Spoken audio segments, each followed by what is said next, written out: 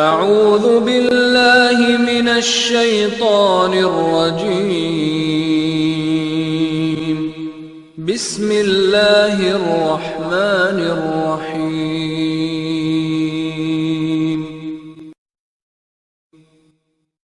تبارک الذی بیدہ الملک وهو على كل شيء قدير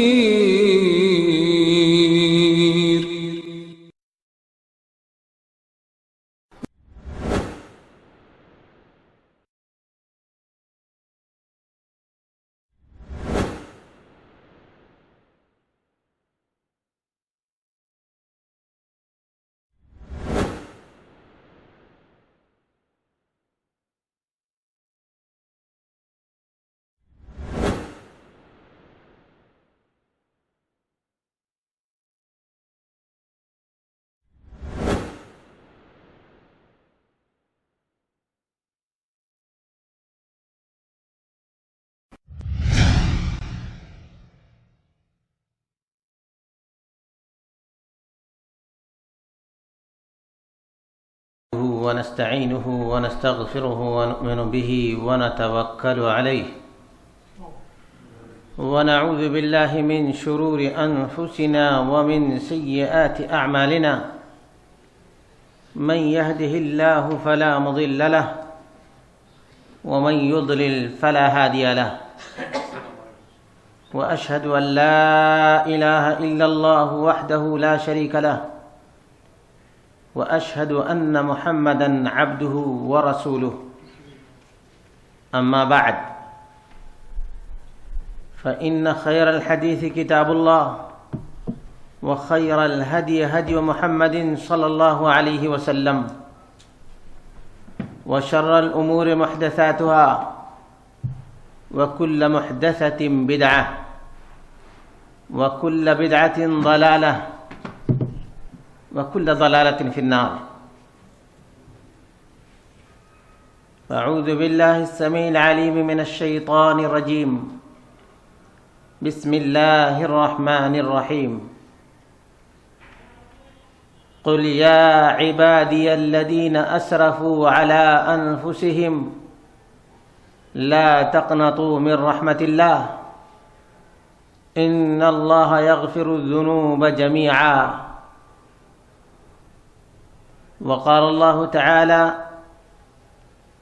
يا أيها الذين آمنوا توبوا إلى الله توبة نصوحا.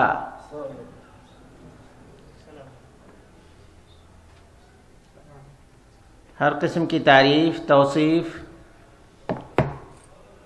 کبریائی، عظمت، تعظیم اللہ جل وعلا کے لیے ہے، جس نے ساری کائنات کو پیدا فرمایا اور بنی نوع انسان کو اشرف المخلوقات بنایا، اور بنی نوع انسان میں سے انبیاء اور رسول کا سلسلہ جاری فرمایا۔ اللہ تبارک و تعالیٰ کی رحمتوں کا نزول ہو، اللہ تبارک و تعالیٰ کی برکات کا نزول ہو ان تمام انبیاء اور رسول پر جنہوں نے اپنی قوم کو مغفرت کی دعوت دی، استغفار کی دعوت دی، اور انہیں اللہ رب العالمین سے قریب کرنے کی کوشش کی، اور خصوصیت کے ساتھ آخری نبی احمد مجتبی محمد مصطفیٰ صلی اللہ علیہ وسلم نے جس طرح سے اپنی امت کو استغفار کی دعوت دی ہے، اور عملی طور پر جس طرح سے نبی اکرم صلی اللہ علیہ وسلم نے نمونہ چھوڑا ہے، اس کی مثال نہیں ملتی۔ حقیقت یہ ہے کہ نوح علیہ الصلاۃ والتسلیم سے لے کر آخری نبی احمد مجتبی محمد مصطفیٰ صلی اللہ علیہ وسلم تک تمام نبیوں نے، تمام رسولوں نے اپنی امت کو استغفار کرنے کی، مغفرت طلب کرنے کی، اللہ تبارک و تعالیٰ سے معافی مانگنے کی دعوت دی۔ اور یقین جانیے دعوت کا سب سے بڑا اور اہم پہلو یہی ہے کہ ایک داعی یہ چاہتا ہے کہ سامعین اور مخاطب کے گناہ معاف ہو جائیں. مدعو جسے دعوت دی جا رہی ہے، داعی کا شعور اور احساس یہ ہوتا ہے کہ ہمارا مدعو جس گناہ میں مبتلا ہے اس سے وہ چھٹکارا پا جائے، اور وہ گناہ شیطان سے قریب کرنے والا ہے. ایسا کام انجام دے، ایسا عقیدہ رکھے، ایسی بات کرے کہ وہ اللہ کا، رحمان کا قریب بن جائے. یہی مقصد ہے.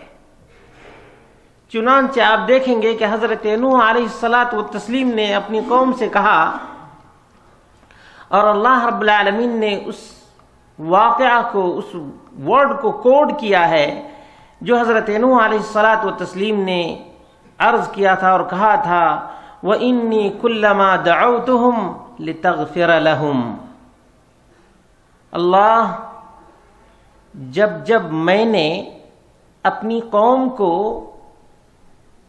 دعوت دی کہ تو معاف کر دے ان کو، اللہ تبارک و تعالی ان کی قوم کو معاف کر دے. جعلوا اصابعهم فی آذانہم، مدعو نے اپنے کانوں کو بند کر لیا،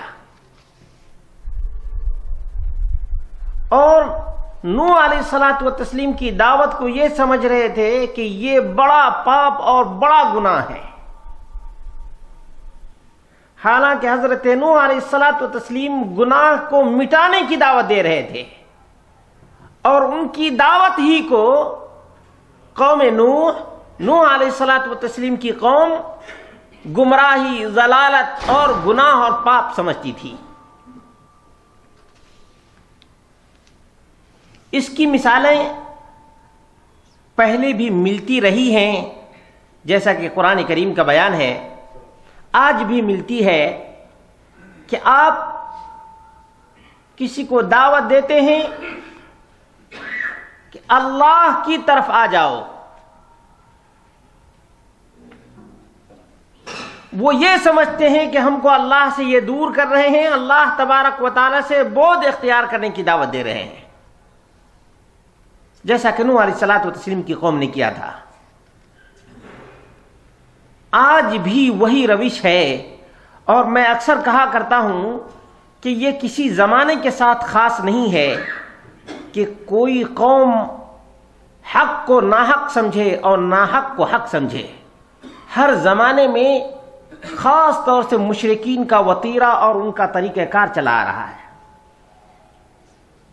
توحید کو شرک سمجھنا، مغفرت کو ذنوب سمجھنا، حق کو ناحق سمجھنا، باطل کو حق سمجھنا، یہ مشرکین کا وتیرہ چلا آ رہا ہے. اکائی کی جگہ پہ دوئی کو پسند کرنا، اکائی کی جگہ دوئی کو پسند کرنا، یہ ان کا طریقہ کار. اچھا، جتنے ہی ان کو گھمایا پھرایا جاتا ہے اتنے ہی ان کے چکروں میں آتے ہیں. اگر ان کو سیدھا راستہ بتائیے تو سیدھا راستہ قبول کرنے کے لیے تیار نہیں ہوتے ہیں، سیدھا راستہ پسند نہیں. الا من رحم ربک. خاص طور سے شیطان نے جن چیزوں کو ورغلایا ہے اور جن چیزوں کو ورغلا کر کے لوگوں کے سامنے پیش کیا ہے، آپ دیکھیں گے کہ لوگ اسی کی طرف لپکتے ہیں.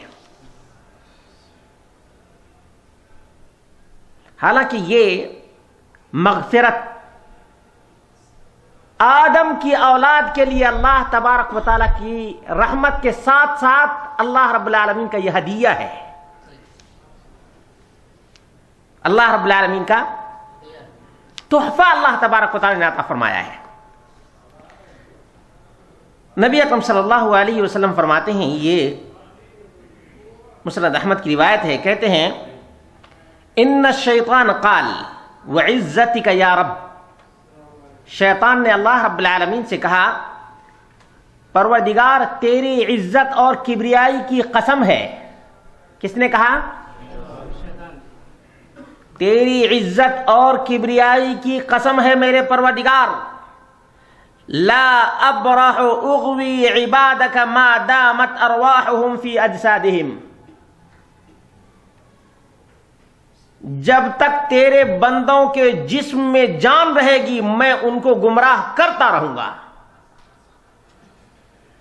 شیطان ملعون نے اللہ رب العالمین کی عزت اور کبریائی کی قسم کھا کر کے یہ بات کہی ہے اور پروردگار کے سامنے یہ بات کہی ہے۔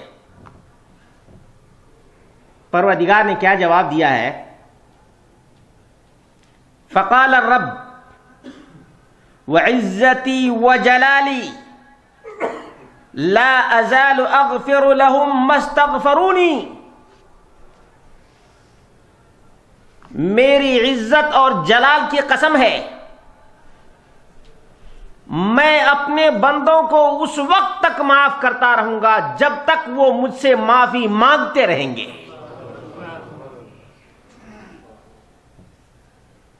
یہ تحفہ ہے۔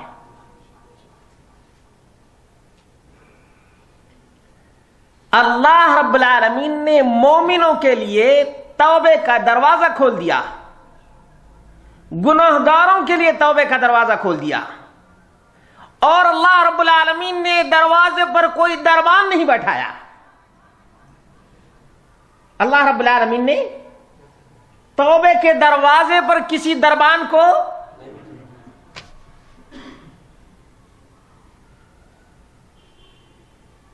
اور فطرت کے بالکل خلاف آپ دیکھ لیجئے کہ جس دروازے پر کوئی دربان نہیں ہوتا ہے دنیا کے کاموں میں لوگ اس کو بہت ہی آسانی سمجھتے ہیں کہ میں فلاں آفس میں گیا، فلاں افسر کے پاس گیا، کوئی روک ٹوک نہیں، میں ڈائریکٹ چلا گیا۔ کہتے ہیں یا نہیں کہتے ہیں؟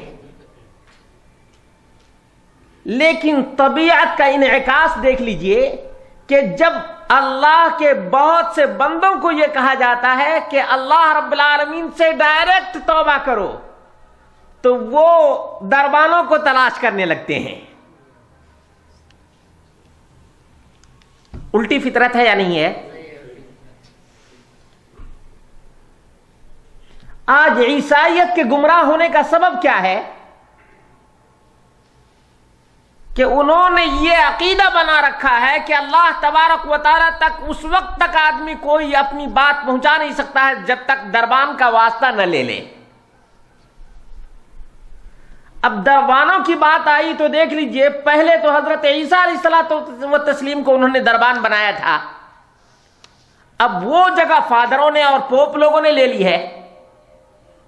چنانچہ کوئی ہفتہ ایسا نہیں گزرتا ہے کہ کرسچن لوگ اپنے پوپ اور فادر کے سامنے اپنے گناہوں کا اقرار نہ کریں۔ جتنے چھوٹے بڑے گناہ ہوئے ہیں تمام کا ذکر پہلے فادر کے سامنے کرتا ہے، اس کے بعد وہ فادر اس بات کو اپنے رب تک پہنچاتا ہے۔ اب یہ معلوم نہیں کہ وہ حضرت عیسیٰ علیہ الصلوۃ والتسلیم تک پہنچاتا ہے یا اللہ تک پہنچاتا ہے، یا بیچ میں اور بھی کتنے دربان ہیں، واللہ اعلم۔ آج عیسائیت اور کرسچن لوگوں کے گمراہ ہونے کا یہ سبب ہے۔ دوسرا سبب یہ ہے کہ اللہ کے علاوہ بھی کوئی معاف کر سکتا ہے۔ مثال کے طور پر حضرت عیسیٰ علیہ الصلوۃ والتسلیم ہیں جو گناہوں کو معاف کر دیتے ہیں، یا دوسرا عقیدہ یہ ہے کہ عیسیٰ علیہ الصلوۃ والتسلیم ہمارے گناہوں کا کفارہ بن کر کے سولی پر لٹک گئے، اب تم جتنے بھی پاپ اور گناہ کرو اس کا کوئی اثر تمہارے آخرت میں پڑنے والا نہیں ہے۔ آپ کیا سمجھتے ہیں کہ اس قدر کرسچن میں جو بے حیائی ہے، شراب پینے کی ہو، بدکاری کی ہو، یا دیگر جو گناہ اور پاپ کیے جاتے ہیں، اس کا سبب کیا ہے؟ اس کا سبب یہی عقیدہ ہے، بدترین عقیدہ ہے کائنات کا، کہ عیسیٰ علیہ الصلوۃ والتسلیم تمام لوگوں کے گناہوں کا کفارہ بن کر کے چلے گئے ہیں، صلیب پر لٹک گئے ہیں۔ اللہ رب العالمین نے فرمایا وما صلبوہ، انہوں نے سولی پر نہیں لٹکایا ہے، وما قتلوہ، اللہ رب العالمین نے فرمایا کہ انہوں نے قتل بھی، بل رفعہ اللہ الیہ، اللہ رب العالمین نے اپنے پاس اٹھا لیا، ولکن شبہ لہم، جو سب سے بڑا چال باز تھا جس نے یہ پلاننگ بنائی تھی ان کے حواریوں میں سے آدمی تھا، اللہ رب العالمین نے اسی آدمی کو حضرت عیسیٰ کے مشابہ بنا دیا اور عیسیٰ علیہ الصلوۃ والتسلیم کو اٹھا لیا اپنے پاس۔ اپنے بندوں کو اللہ رب العالمین اسی طرح سے عزت دیا کرتا ہے۔ اب آج کے زمانے میں بہت سے کرسچن، آپ کو معلوم ہوگا کہ بہت سے کرسچن پڑھے لکھے جو مسلمان ہوتے ہیں وہ عموماً اپنے اسباب ہدایت کو ذکر کرتے ہیں کہ کیا کیا شبہات تھے دیانہ سابقہ میں جن کا ازالہ نہیں ہوا تو وہ مسلمان ہو گئے۔ اکثر کرسچن سے، چاہے دنیا کے کسی بھی کونے میں کرسچن رہتا ہو، وہ اگر مسلمان ہوا ہے تو اس نے ذکر کیا ہے کہ اصل سبب یہی ہے کہ یہ ہم کو سمجھ میں نہیں آیا کہ گناہ ہم کریں اور کفارہ حضرت عیسیٰ علیہ الصلوۃ والتسلیم بننا۔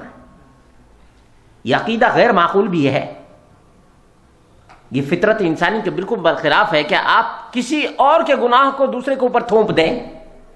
اللہ رب العالمین نے فرمایا وَلَا تَزِرُ وَازِرَةٌ وِزْرَ أُخْرَىٰ، کہ کوئی بھی نفس کسی دوسرے کے گناہ کا وبال اپنے اوپر نہیں لے گا۔ تو یہ دو اسباب تھے کرسچن کے گمراہ ہونے، بدروی کا شکار ہونے اور غلط راہ پر جانے کے۔ عزیز دوست اور ساتھیو، اللہ رب العالمین کے اس تحفے کو یاد رکھیے گا۔ شیطان آپ کو، ہم کو، سب کو گمراہ کرتا ہے، لیکن اس کے گمراہی کا توڑ ایک ہے، توبہ۔ جس طرح سے محمد رسول اللہ صلی اللہ علیہ وسلم کا بیان ہے، اور جیسا کہ میں نے عرض کیا کہ یہ مسند احمد اور مسند ابو یعلا کی روایت ہے، اور اسی طرح سے مستدرک حاکم میں بھی ہے، شیخ ناصر الدین البانی نے صحیح الجامع میں اس کو ذکر کیا ہے۔ اللہ رب العالمین کی رحمت کی دوسری نشانی، اس امت کے لیے اللہ رب العالمین نے توبے کا دروازہ آسان کیا ہے۔ توبے کا دروازہ یہ عموماً لوگوں کو سمجھ میں نہیں آئے گا۔ قرآن کریم میں اللہ رب العالمین حضرت موسیٰ علیہ الصلوۃ والتسلیم کی قوم پر جو شدت برتی تھی اور اللہ تبارک و تعالی جس طرح سے ان کے اوپر اپنے پے در پے عقوبات کو نازل کیا کرتا تھا، ان میں سے ایک بیچ میں جو رکاوٹ تھی وہ یہ بھی تھی کہ جب بھی ان میں سے کوئی بڑا گناہ کرتا تو اللہ رب العالمین اسی کے مطابق اس کے راستے میں رکاوٹیں رکھتا تھا۔ مثال کے طور پر اللہ رب العالمین نے فرمایا وَإِذْ قَالَ مُوسَىٰ لِقَوْمِهِ يَا قَوْمِ إِنَّكُمْ ظَلَمْتُمْ أَنفُسَكُمْ بِاتِّخَاذِكُمُ الْعِجْلَ فَتُوبُوا إِلَىٰ بَارِئِكُمْ فَاقْتُلُوا أَنفُسَكُمْ ذَلِكُمْ خَيْرٌ لَكُمْ عِندَ بَارِئِكُمْ فَتَابَ عَلَيْكُمْ إِنَّهُ هُوَ التَّوَّابُ الرَّحِيمُ۔ سورۃ البقرہ کی یہ 54 نمبر آیت ہے۔ یہاں دیکھ لیجئے، حضرت موسیٰ علیہ الصلوۃ والتسلیم نے اپنی قوم سے کہا کہ اے میری قوم کے لوگوں، تم لوگوں نے بچڑے کی عبادت کر کے، ان کی پوجا کر کے بہت ہی بڑا انیائے اور پاپ کیا ہے۔ اب تمہارے اوپر لازم ہے کہ اپنے پروردگار سے توبہ کرو۔ اس توبے کا طریقہ کیا ہے؟ فَاقْتُلُوا أَنفُسَكُمْ، اپنے آپ کو قتل کرو۔ بچڑے کی پوجا کی ہے، سزا یہ ہے کہ اپنے آپ کو قتل کرو۔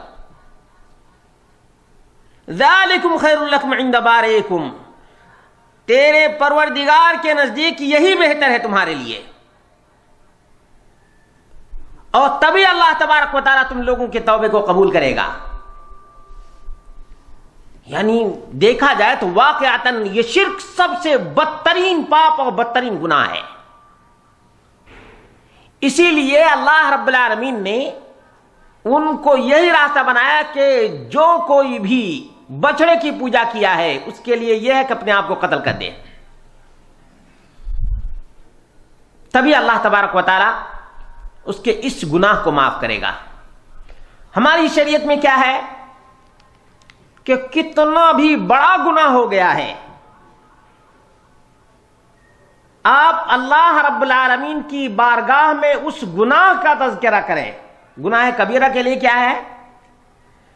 اس گناہ کا تذکرہ کریں کہ اللہ رب العالمین خاص طور سے یہ جو گناہ ہو گیا ہے، شرک کا کام ہے، ظلم کا کام ہے، اللہ رب العالمین کے حق میں آپ نے جو کچھ نافرمانی کی ہے اس کا نام لے لے۔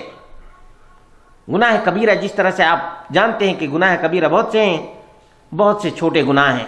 چھوٹے گناہ کے لیے یہ ہے کہ آپ چھوٹی چھوٹی بھی نیکیاں کرتے ہیں تو چھوٹے گناہ اللہ تعالیٰ معاف کر دیتا ہے۔ بڑے گناہ کے لیے توبہ ضروری ہے۔ توبہ میں یہ ہے کہ اس گناہ کا آپ ذکر کریں اللہ رب العالمین کے سامنے۔ کس کے سامنے؟ اللہ رب العالمین کے سامنے۔ تب اللہ تبارک و تعالیٰ آپ کے گناہ کو معاف کر دے گا، اگر آپ کے اندر سچائی ہے، آپ کے اندر عزم ہے کہ آئندہ یہ گناہ نہیں کرنا ہے۔ اور خاص طور سے یہ جو شرک ہے، یقین جانیے یہ مہینہ محرم الحرام کا مہینہ تو شرک کے اعتبار سے پہلے نمبر پہ آتا ہے ہمارے ملکوں میں۔ جتنا ہی یہ توحید کا مہینہ ہے اتنے ہی ہمارے بعض مسلمانوں نے اس کو شرک کا مہینہ بنا لیا ہے۔ اب یہ 10 دن جو گزرے ہیں پہلے محرم سے لے کر کے 10 محرم تک، اللہ تبارک و تعالیٰ کا غضب اگر نہ بھڑکے ان خرافات کو دیکھ کر کے تو کس وقت اللہ تبارک و تعالیٰ کا غضب بھڑکے گا؟ اندازہ کیجئے کہ کوئی سواری نکال رہا ہے تو اللہ کے علاوہ کسی اور کی دہائی دی جا رہی ہے۔ اور اسی طرح سے کوئی آدمی پانی پلاتا ہے کہ تو غیر اللہ کے نام پر پانی پلاتا ہے، کھچڑا پکاتا ہے تو غیر اللہ کے نام پر پکاتا ہے، کچھ دیتا ہے تو غیر اللہ کے نام پر دیتا ہے، یعنی شرک ہی شرک ہے، شرک ہی شرک ہے۔ اللہ کو چھوڑا جاتا ہے، اللہ کے بندے کو پکارا جاتا ہے۔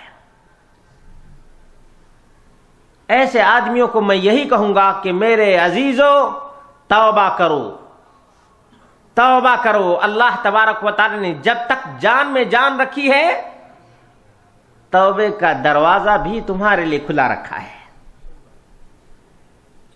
لیکن اللہ تبارک و تعالی سے بغاوت نہ کرو۔ اور یہی اصل دعوت ہے انبیاء علیہ الصلوۃ والتسلیم کی۔ جب حضرت نوح علیہ الصلوۃ والتسلیم نے اپنی قوم کو استغفار کی، توبہ کرنے کی دعوت دی تو انہوں نے عناد اختیار کیا، تکبر کی راہ اختیار کی، واستکبروا استکبارا، بہت ہی زیادہ گھمنڈ کرنے لگے کہ ہم تو اولیاء کے ماننے والے ہیں، ان کا کرم ہمارے اوپر ہے۔ اور آپ کو پتا ہے کہ 5 کی عبادت قوم نوح میں کی جاتی تھی۔ میں نے کہا کہ ایکائی کو چھوڑتے ہیں اور دوئی کو اختیار کرتے ہیں، یہ فطرت کے بالکل خلاف ہے۔ کوئی بھی آدمی ایک چیز کو پسند کرتا ہے، کئی چیزوں کو نہیں۔ لیکن جب انسان کی فطرت ہی چینج ہو جاتی ہے، اور اس کے بہت سے اسباب ہیں، اس کا معاشرہ ہے، اس کا سماج ہے، اس کے دوست ہیں، اس کے رفقا ہیں، یہ گمراہ کرتے ہیں ان کو۔ تو یہاں دیکھیے ایک کی دعوت دے رہے ہیں حضرت نوح علیہ الصلوۃ والتسلیم، اور یہ 5 کی پوجا کر رہے ہیں۔ اللہ رب العالمین نے حضرت ہود علیہ الصلوۃ والتسلیم کے بارے میں فرمایا کہ ہود نے اپنی قوم سے کہا وَيَا قَوْمِ اسْتَغْفِرُوا رَبَّكُمْ ثُمَّ تُوبُوا إِلَيْهِ يُرْسِلِ السَّمَاءَ عَلَيْكُمْ مِدْرَارًا وَيَزِدْكُمْ قُوَّةً إِلَىٰ قُوَّتِكُمْ وَلَا تَتَوَلَّوْا مُجْرِمِينَ۔ اے میری قوم کے لوگوں، اپنے پروردگار سے، بہت ہی حکیمانہ جملہ ہے، بڑی ہی پیاری آیت ہے، وَيَا قَوْمِ اسْتَغْفِرُوا رَبَّكُمْ، اے میری قوم کے لوگوں اپنے پروردگار سے معافی مانگو. یہ نہیں کہا کہ میں تمہارے اور تمہارے رب کے درمیان واسطہ اور وسیلہ ہوں، نہیں. کہا کہ استغفار، مغفرت مانگو، اپنے پروردگار سے مانگو. بیچ میں ہم کو لانے کی ضرورت نہیں ہے، ہم تو تم کو صرف دعوت دے رہے ہیں. ہمارا کام یہ ہے کہ تم کو ہم راستہ دکھا دیں، رکاوٹ بننا ہمارا کام نہیں، بیچ میں حائل ہونا ہمارا کام نہیں ہے، بلکہ یہ تمہارا معاملہ ہے، تمہارے رب کا معاملہ ہے. تو معافی مانگو اپنے پروردگار سے. ثم توبوا الیہ، اور پھر توبہ کرو کہ اللہ رب العالمین ہم غلطیاں کیے ہیں، اس کا معاف کرنے والا تو ہے.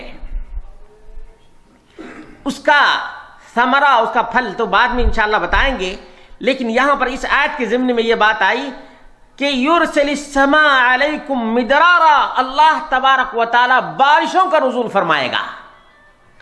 استغفار کی برکت یہ ہے کہ اللہ تبارک و تعالی کی رحمتیں نازل ہوتی ہیں. یرسل السماء علیکم مدرارا، مسلسل اللہ تبارک و تعالی کی رحمتیں نازل ہوں گی. اور کیا ہوگا؟ وَيَزِدْكُمْ قُوَّةً إِلَىٰ قُوَّتِكُمْ، اللہ تبارک و تعالی تم کو طاقتور بنائے گا، مزید قوت عطا فرمائے گا. وَلَا تَتَوَلُّوا مُجْرِمِينَ، اور مجرم مت بنو. اس دعوت کا انکار کر کے مجرم گناہ میں پڑ کر کے بھی اللہ تبارک و تعالی سے معافی مانگنے کی غلطی، معافی نہ مانگنے کی غلطی نہ کرو. یعنی ولا تتولوا مجرمین، کہ تم مجرم بن کر کے واپس نہ جاؤ. کیا مطلب ہے؟ مطلب یہ ہے کہ ایسا نہ ہو کہ میں تم کو دعوت دے رہا ہوں استغفار کرنے کی، توبہ کرنے کی، اور تم اڑے ہوئے ہو، گھمنڈ میں مبتلا ہو، تکبر میں مبتلا ہو. اور جو لوگ بھی اللہ تبارک و تعالیٰ کے دین سے دور ہیں، ان تک اللہ رب العالمین کا یہ پیغام کوئی بھی پہنچاتا ہے، وہ داعی الی اللہ ہے. اور اس داعی کی بات پر لبیک نہیں کہتا ہے، اس کی بات کو نہیں مانتا ہے، اللہ تبارک و تعالیٰ سے توبہ نہیں کرتا ہے، وہ اللہ رب العالمین کی نگاہ میں مجرم ہے. وہ اللہ کی نگاہ میں مجرم ہے. حضرت شعیب علیہ الصلوۃ والتسلیم نے اپنی قوم سے کہا تھا وَاسْتَغْفِرُوا رَبَّكُمْ ثُمَّ تُوبُوا إِلَيْهِ إِنَّ رَبِّي رَحِيمٌ وَدُودٌ. سورہ ہود آیت نمبر 90. حضرت شعیب علیہ الصلوۃ والتسلیم، یہ رحمت اور شفقت ہے نبی کی اپنی قوم کے تئیں. حضرت شعیب علیہ الصلوۃ والتسلیم نے کہا کہ میری قوم کے لوگوں، اپنے پروردگار سے، اور بار بار ایسا لفظ اس لیے آیا ہے تاکہ لوگوں کو پتا چل جائے کہ ایک نبی بھی رکاوٹ یا واسطہ نہیں ہے. اللہ کے بندے ہیں، اللہ کی نافرمانی بندے نے کی ہے، معاف کرنے والا اللہ تبارک و تعالی ہے. کون ہے؟ اللہ تبارک و تعالی. دوسرے کا اس میں کوئی دخل نہیں، کسی کا بھی کوئی دخل نہیں. اگر کوئی آدمی سامان کسی اور کا لے لے اور معافی کسی اور سے مانگے، کہا کہ بھائی ہمارا سامان نہیں ہے کہ تو ہم سے معافی مانگتا ہے. جس کا سامان لیا ہے اس سے معافی مانگ لو. آسان طریقہ ہے یا نہیں ہے؟ فطرت. اللہ تبارک و تعالی جس کے بارے میں تمام آیتوں میں جو بات آئی، ان ربی رحیم، میرا پروردگار بڑی رحمت کرنے والا ہے. اور رحمت کی نشانی یہ ہے کہ اس نے توبہ کے لیے مہلت دیا ہے، توبہ کے لیے ٹائم دیا ہے. ان ربی رحیم ودود، اللہ تبارک و تعالی رحمت والا ہے، مہربان ہے، کشادہ دل ہے اللہ تبارک و تعالی، اور پیار کرنے والا ہے. ودود بھی ہے اللہ تبارک و تعالی، محبت کرنے والا ہے اللہ تبارک و تعالی. اللہ تبارک و تعالی گنہگاروں سے بھی محبت کرتا ہے. اس کی محبت کی نشانی یہ ہے کہ اس نے گنہگار کو اپنے بارگاہ میں بلایا ہے. اور اس کی رحمت میں سے یہ ہے کہ اللہ رب العالمین نے اس کے توبے کو قبول کر لیا ہے جس نے اللہ کی بارگاہ میں رجوع کیا ہے. اسی طرح سے حضرت صالح علیہ الصلاۃ والتسلیم نے اپنی قوم کو کہا تھا یا قوم اعبدوا اللہ ما لکم من الہ غیرہ هو انشأکم من الارض واستعمرکم فیها فاستغفروه ثم توبوا الیہ ان ربی قریب مجیب. قریب مجیب بہت ہی معنی خیز ہے، یاد رکھیے گا. اس میں تو یوں تو اللہ تعالیٰ کی رحمت ہے، ان ربی رحیم آیا نا، یہاں پر ایک لفظ ایسا استعمال ہوا جو بہت سے بندوں سے مخفی ہے، بہت سے بندوں سے چھپا ہوا ہے، اور اس چھپنے کا جو نتیجہ ہے وہ بہت ہی الٹا ہے. آپ کسی بھی چیز کو دور سمجھ لیں تو کبھی وہ آپ کے لیے آسان، کسی بھی چیز کو آپ وزنی سمجھ لیں تو آپ نہیں اٹھا سکتے ہیں. نتیجہ کیا ہوا؟ یہ لفظ ذہن میں نہ ہونے کی وجہ سے ہم نے سیڑھیوں کا سہارا لیا ہے. ایک لفظ نہ ہمارے ذہن میں ہونے کی وجہ سے ہم نے سیڑھیوں کا سہارا لیا. اگر ہمارے ذہن میں یہ لفظ آ جائے ہم سیڑھی کو بالکل چھوڑ دیں گے کہ یہ تو قریب ہے، یہ تو قریب ہے. دیکھیے حضرت صالح علیہ الصلاۃ والتسلیم کے الفاظ کو کوٹ کیا ہے. حضرت صالح نے اپنی قوم سے کہا تھا یا قوم اعبدوا اللہ، اے میری قوم کے لوگوں، ما لکم من الہ غیرہ، اللہ کے علاوہ کوئی بھی عبادت کے لائق نہیں، اسی کی عبادت اور بندگی کرو. اللہ کے علاوہ کوئی بھی عبادت کے لائق نہیں ہے تو اسی کی عبادت کرو. هو انشأکم من الارض، مٹی سے تم کو کس نے بنایا ہے؟ اللہ نے بنایا ہے. واستعمرکم فیہا، اور اللہ رب العالمین نے اسی زمین پر تم کو بسایا ہے، تم کو بسایا ہے. اب جس نے تم کو اس مٹی سے پیدا کیا ہے، اس مٹی کو تمہارے لیے مناسب بنایا ہے، اب اس کا حق یہ ہے کہ تم اسی سے مغفرت مانگو. فاستغفروا، اسی سے مغفرت کی دعا کرو. ثم توبوا الیہ، کوئی گناہ ہوا ہے تو اسی سے تم معافی مانگو، اسی کے در سے رجوع کرو اور اسی سے لو لگاؤ. کیوں؟ ان ربی قریب مجیب، یقیناً میرا پروردگار بڑا ہی قریب ہے، قریب ہے، علیم ہے، حکیم ہے. یہ سب مبالغہ کے الفاظ کہلاتے ہیں عربی زبان میں. جو اس طرز پر جو اللہ تبارک و تعالیٰ کے نام آئے ہیں، قریب، حکیم، عزیز، خبیر، سب مبالغہ کے صیغے ہیں، یعنی بہت ہی زیادہ قریب ہے. قریب کا جو اصلی معنی ہے وہ یہ ہے کہ بہت ہی زیادہ نزدیک ہے. بتائیے کہ یہ لفظ ہمارے ذہن سے نکلا ہوا ہے یا نہیں؟ بہت سے لوگوں کے ذہن سے یہ لفظ بالکل ہی مٹ گیا ہے یا نہیں مٹ گیا ہے؟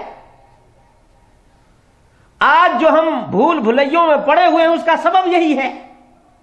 ہم کبھی سیڑھی کو تلاش کرتے ہیں تو کبھی وسیلے کو تلاش کرتے ہیں، کبھی افسر کی مثال دیتے ہیں. سب الٹی باتیں ہیں. یہ بندوں کے حق میں تو چل سکتی ہیں، بعض لوگوں کے سلسلے میں، لیکن تمام بندوں کے سلسلے میں یہ بات نہیں چل سکتی ہے. تو اللہ رب العالمین جو قریب ہے، قریب کے ساتھ ساتھ ایک لفظ استعمال ہوا مجیب، بڑا ہی قبول کرنے والا ہے.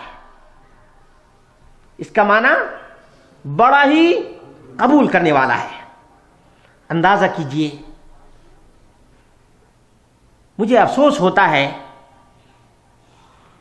جو آدمی اپنے شہ رگ سے قریب پروردگار کی رحمتوں کو بھولتا ہے اور 200 300 1000 کلومیٹر کا سفر کرتا ہے. تعجب ہوتا اس آدمی پہ. ایسے ہی اس کو میں کہوں گا کہ کسی کے سر پہ چشمہ ہو اور وہ پورے نگر ڈگر ڈگر چشمہ ڈھونڈتا ہو، یا ہمارے یہاں ایک مثال دی جاتی ہے کہ گود میں بچہ ہے اور بچے کی تلاش میں سرگرداں ہے. بچہ گود میں ہے اور ایک ماں تڑپتی ہے، کہتی ہے کہ میرا بچہ کہاں ہے، میرا بچہ کہاں ہے. ایسے ہی اپنے پروردگار جو قریب سے قریب تر، نزدیک سے نزدیک تر ہے، اس کو چھوڑتا ہے اور گناہوں کو معاف کروانے کے لیے در در کی ٹھوکریں کھاتا ہے. ذلت و خواری کو برداشت کرتا ہے اور اللہ کے سامنے جھکنے کے بجائے بندوں کے سامنے جھکتا ہے. اور بات کہوں، خالق کائنات کے سامنے نہیں جھکتا ہے، اللہ تبارک و تعالی جانوروں کے سامنے جھکاتا ہے. جو اللہ کے سامنے نہیں جھکتا، جانوروں کے سامنے جھکتا ہے. اور اس مہینے میں خاص طور سے گھوڑے کو پال کر کے رکھا ہے. گھوڑے کے نیچے آدمی سجدہ کرواتا ہے. میں یہ نہیں کہتا کہ یہ کس کا گھوڑا ہے، کس کے نام سے یہ پالا گیا، میں اس کے بارے میں نہیں کہوں گا، لیکن انسان کی ذلت ہے کہ جس کو اللہ رب العالمین نے اس کی خدمت کے لیے بنایا ہے، آدمی اسی کے سامنے سجدہ ریز ہے. اور بھی بہت سی مثالیں ہیں کہ کن کن چیزوں کے سامنے یہ مخلوق جو اپنے رب کے سامنے نہیں جھکتی ہے، مخلوقات کے سامنے جھکتی ہے.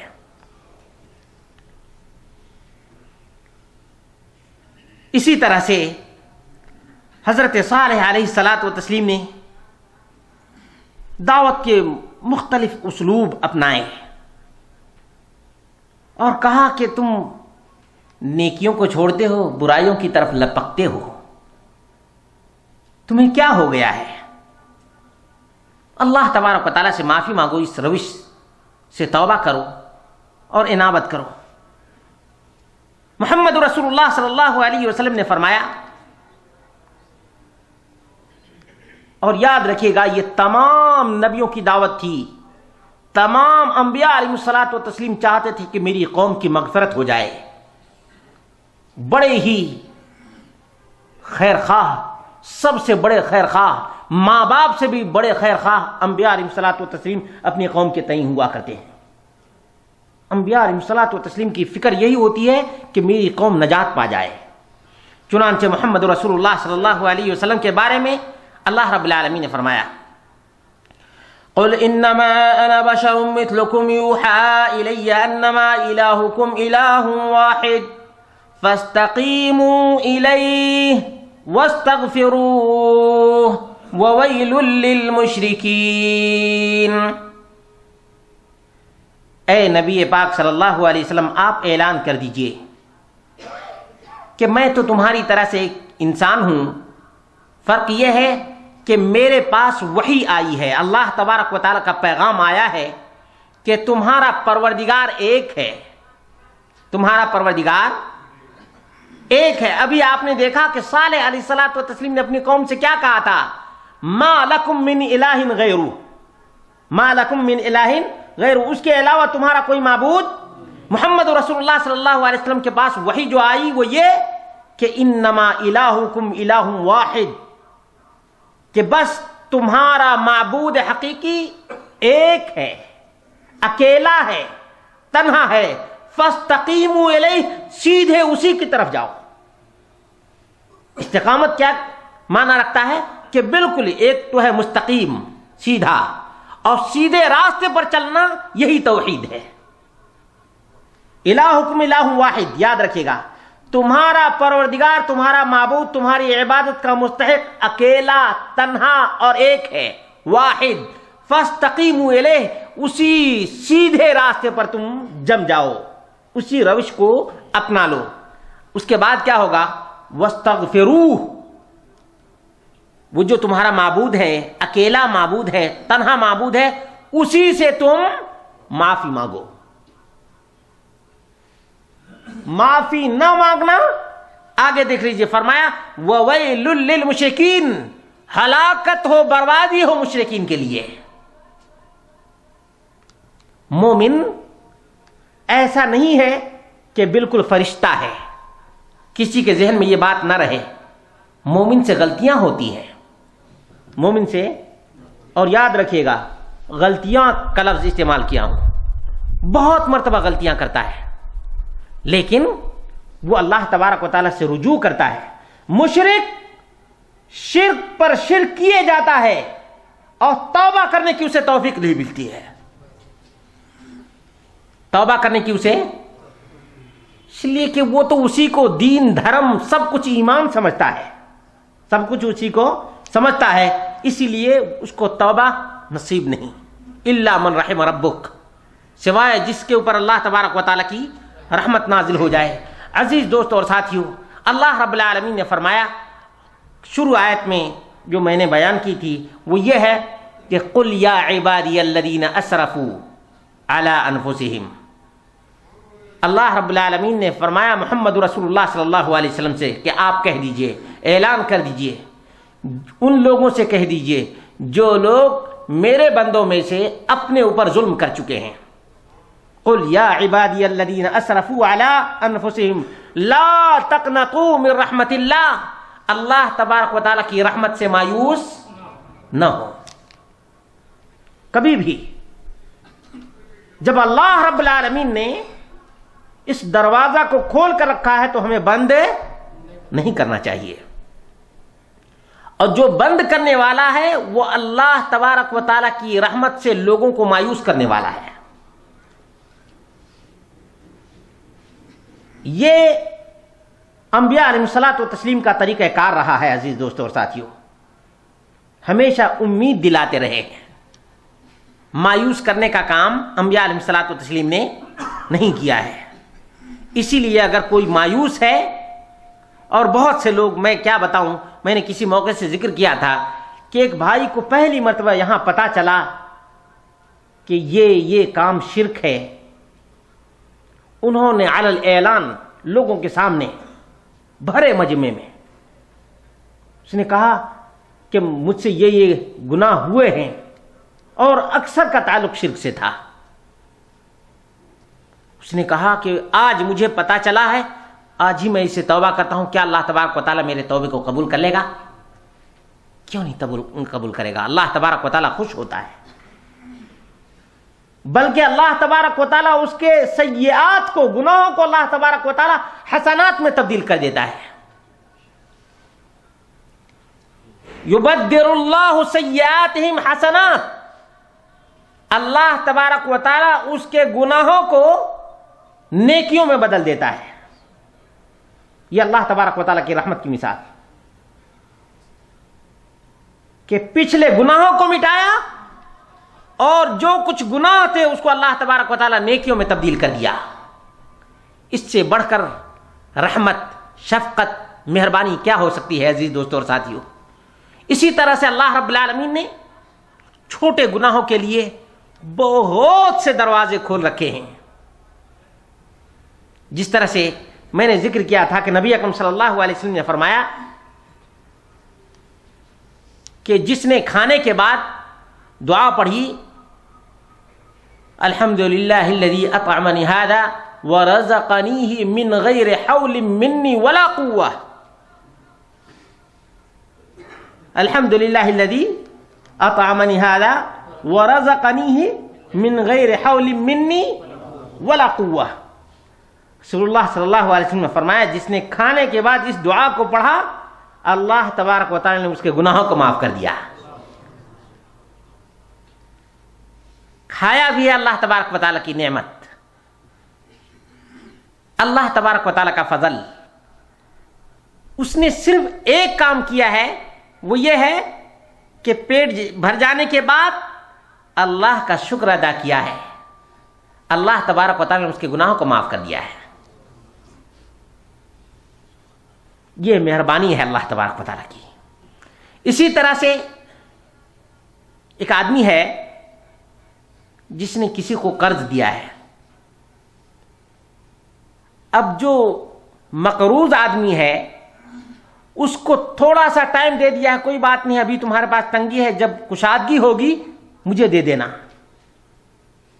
رسول اللہ صلی اللہ علیہ وسلم نے فرمایا کہ اللہ تبارک و تعالی نے اس کے گناہوں کو معاف کر دیا، اس کے گناہوں کو معاف کر دیا۔ بخاری شریف کی حدیث ہے، نبی اکرم صلی اللہ علیہ وسلم نے فرمایا کہ تم سے پہلے لوگوں میں سے ایک عورت نے کتے کو پانی پلا دیا۔ کس کو؟ کتے کو پانی پلا دیا، اللہ تبارک و تعالی نے اس کے گناہوں کو معاف کر دیا۔ یہی نہیں بلکہ اللہ کے رسول صلی اللہ علیہ وسلم فرماتے ہیں فی کل کبد رطب اجر، جو بھی تر و تازہ کلیجہ ہے، یعنی اس سے مراد یہ ہے کہ ہر ذی روح کے کھلانے میں پلانے میں اللہ تبارک و تعالی نے اجر رکھا ہے۔ یہاں تک کہ ایک جانور کو بھی آدمی کھلا دیتا ہے یا پلا دیتا ہے، اللہ تبارک و تعالی اسے اجر نصیب فرماتا ہے، اس کے گناہوں کو معاف کر دیتا ہے۔ آپ کے قدم قدم پہ اللہ تبارک و تعالی نے مغفرت کے اسباب رکھے ہیں۔ چنانچہ وہ واقعہ آپ کو یاد ہے جو صحیح بخاری کا ہے، اور اس میں بہت سے پہلو ہمارے لیے پنہا ہیں کہ ہم اللہ تبارک و تعالیٰ کی رحمت سے کبھی بھی مایوس نہ ہوں، خاص طور سے بڑے بڑے گناہ، جسے کسی نے قتل کر دیا ہے، کسی نے چوری کی ہے، اسی طرح سے بڑے بڑے جرائم جن سے ہو گئے ہیں، کسی نے شراب پی لی ہے، شرک کر لیا ہے، اگر وہ اللہ رب العالمین کی طرف صدق قلب سے بالکل سچے دل سے توبہ کرتا ہے تو اللہ تبارک و تعالیٰ اس کے لیے بھی اپنے دروازے کو کھول رکھا ہے۔ چنانچہ بخاری شریف کا ایک واقعہ کہ ایک آدمی نے 99 آدمی کو قتل کیا تھا۔ کتنے؟ 99 آدمی کو قتل کیا تھا۔ اس نے ایک عابد سے پوچھا۔ کس سے؟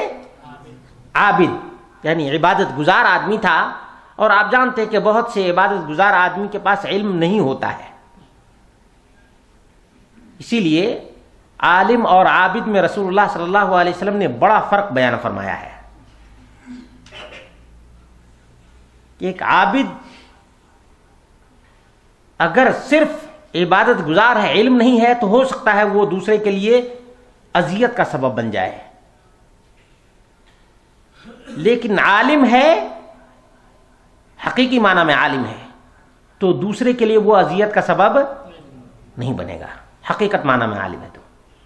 چنانچہ اس نے عابد سے پوچھا کہ میں نے 99 آدمیوں کا قتل کیا ہے، تو کیا اللہ تبارک و تعالی مجھے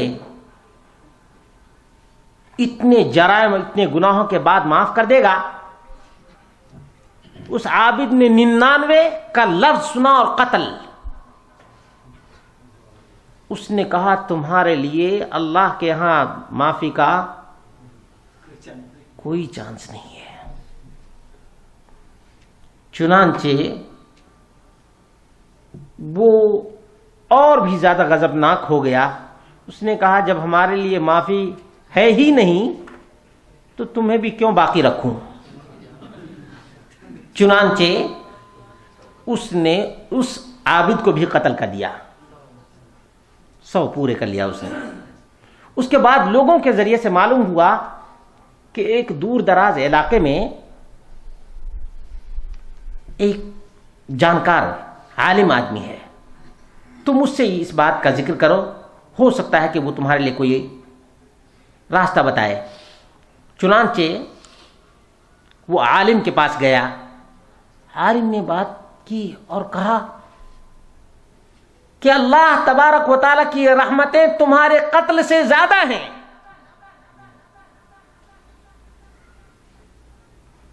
اللہ تبارک و تعالیٰ کی رحمتیں آسمانوں و زمینوں کے برابر ہے،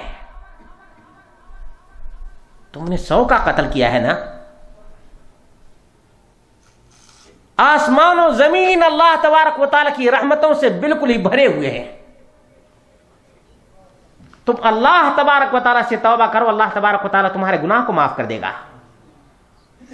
چنانچہ اس آدمی نے توبہ کر لی۔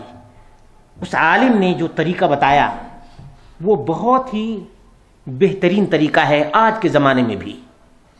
کہا لیکن ایک چیز ہے کہ تم جس سماج میں اور جس سوسائٹی میں رہتے ہو اس کو چھوڑ دو۔ آج بہت سے لوگ ماشاءاللہ اچھے لوگوں کے ساتھ ہوتے ہیں، اچھے بن جاتے ہیں، یعنی اگر کچھ کمی ہوتی ہے تو اچھے لوگوں کے ذریعے سے ان کی اصلاح ہو جاتی ہے، لیکن کچھ لوگ اچھے ہوتے ہیں، برے لوگوں میں آ کر کے کوتاہی کا شکار ہو جاتے ہیں۔ یہ معروف مشہور بات ہے۔ چنانچہ اس عالم نے کہا کہ تم اس ایریا سے نکل جاؤ اور دیکھو فلاں ایریا میں اچھے لوگ ہیں، وہاں تم رہو سہو اور وہیں اپنی زندگی کے باقی ایام گزار دو۔ چنانچہ وہ آدمی اسی علاقے کی طرف رواں دواں ہو گیا اور اللہ رب العالمین نے اسی راستے میں اس کی موت عطا فرمائی ہے۔ یعنی خیر، اہل خیر کی تلاش میں وہ گیا، اللہ تبارک و تعالی نے ان کا انجام اہل خیر جیسا کیا۔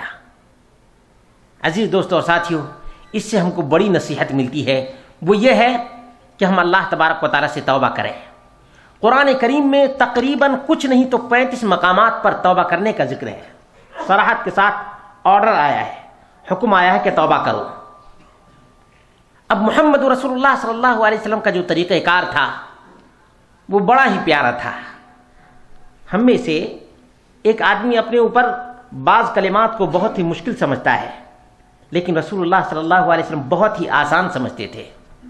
اٹھتے بیٹھتے یہاں تک کہ صحابہ کرام کہتے ہیں کہ ہم نبی اکرم صلی اللہ علیہ وسلم کے زبان مبارک سے نکلے ہوئے الفاظ کو کبھی گنتے تو نبی اکرم صلی اللہ علیہ وسلم ایک مجلس میں 70 دفعہ استغفار کیا کرتے تھے۔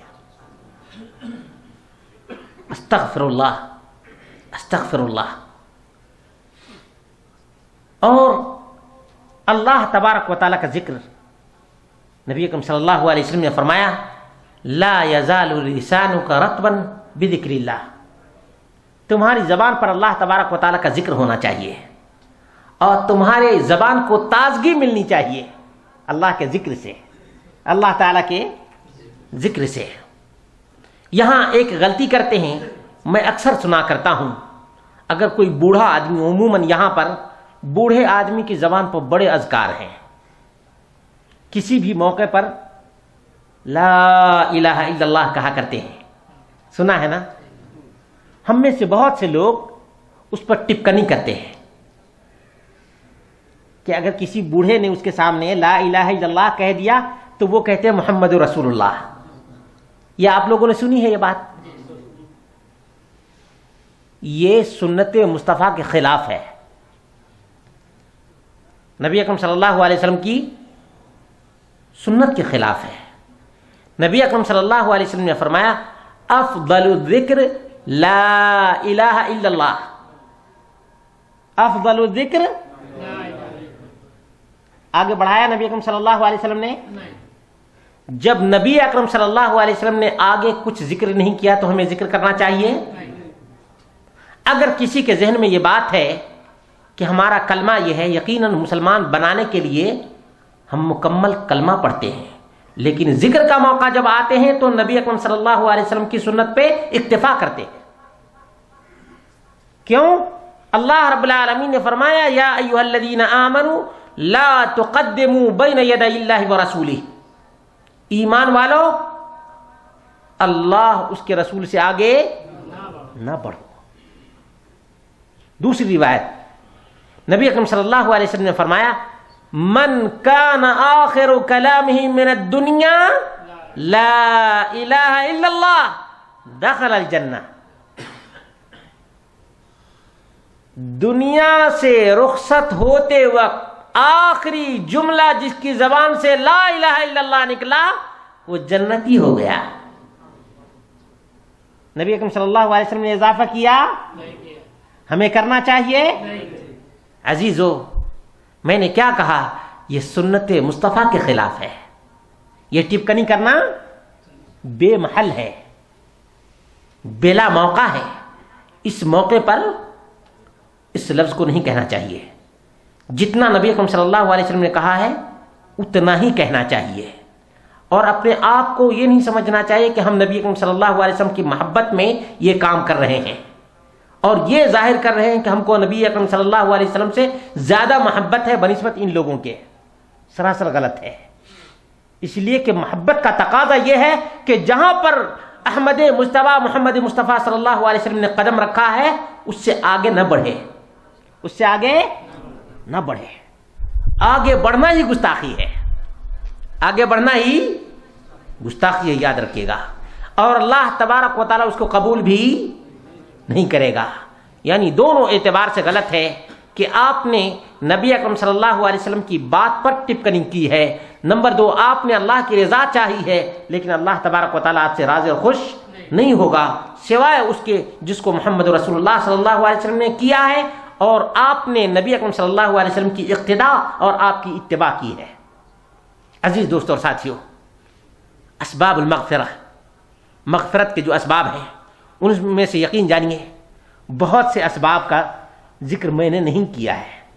یقیناً چاہے معاملات ہوں یا عبادات ہوں.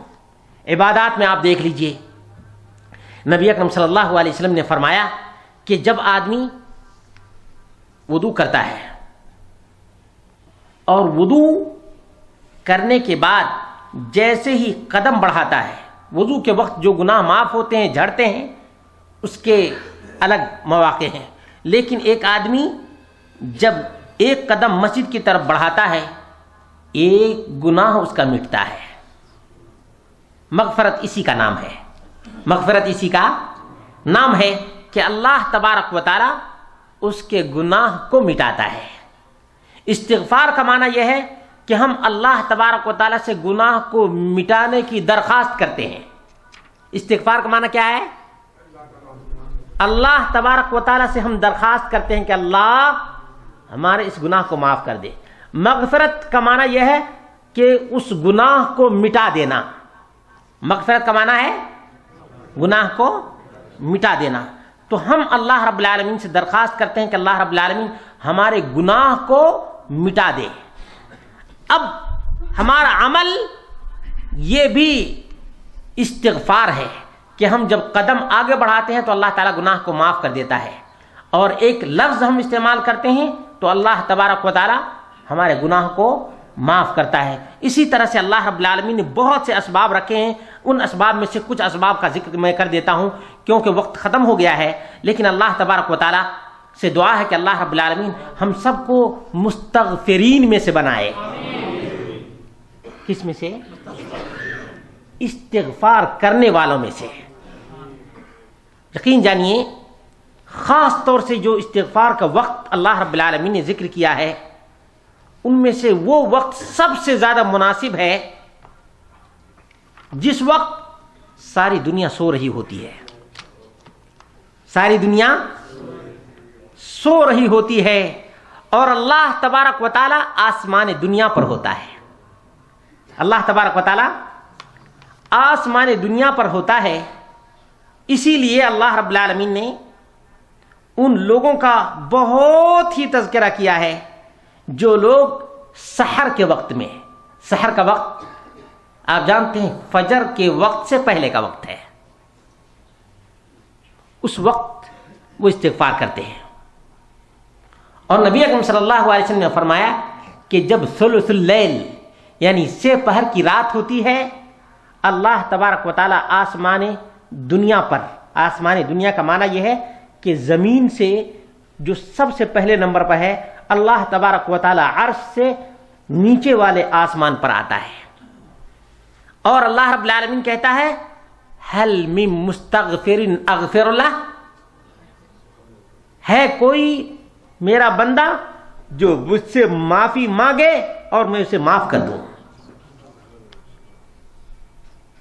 یہ اللہ تعالیٰ کی رحمت کی ایک اور مثال میں آپ کے سامنے رکھ رہا ہوں کہ اللہ رب العالمین خود کہتا ہے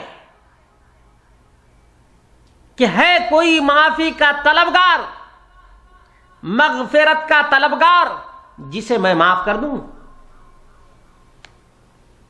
اگر اللہ تبارک و تعالیٰ کی رحمت اور شفقت بندوں پر نہیں ہوتی تو اللہ رب العالمین کبھی نہیں بلاتا۔ اللہ رب العالمین کا فیصلہ ہے کہ گنہگار کے لیے جہنم ہے اور نیک تر لوگوں کے لیے جنت ہے۔ اللہ رب العالمین کی رحمت اور شفقت، اللہ رب العالمین کی مہربانی ہے کہ اللہ رب العالمین بلاتا ہے، هل من مستغفر اغفر اللہ، ہے کوئی معافی کا طلبگار جسے میں معاف کر دوں؟ هل من سائل اعطیہ، ہے کوئی مانگنے والا جسے میں عطا کر دوں؟ معطی، عطا کرنے والا خود کہتا ہے کوئی مانگنے والا جسے میں عطا کر دوں؟ یہ داتا بلاتا ہے، بندہ بھاگتا ہے۔ عزیز دوستو اور ساتھیو، اللہ تبارک و تعالیٰ کی رحمت سے لا تقنطوا من رحمت اللہ، اور اس کے ثمرات، جیسا کہ میں نے کہا، اس کے ثمرات بہت زیادہ ہیں۔ اللہ تبارک و تعالیٰ کی رحمتوں کا نزول ہوتا ہے، مغفرت سے اللہ تبارک و تعالیٰ کی رحمتوں کا نزول ہوتا ہے۔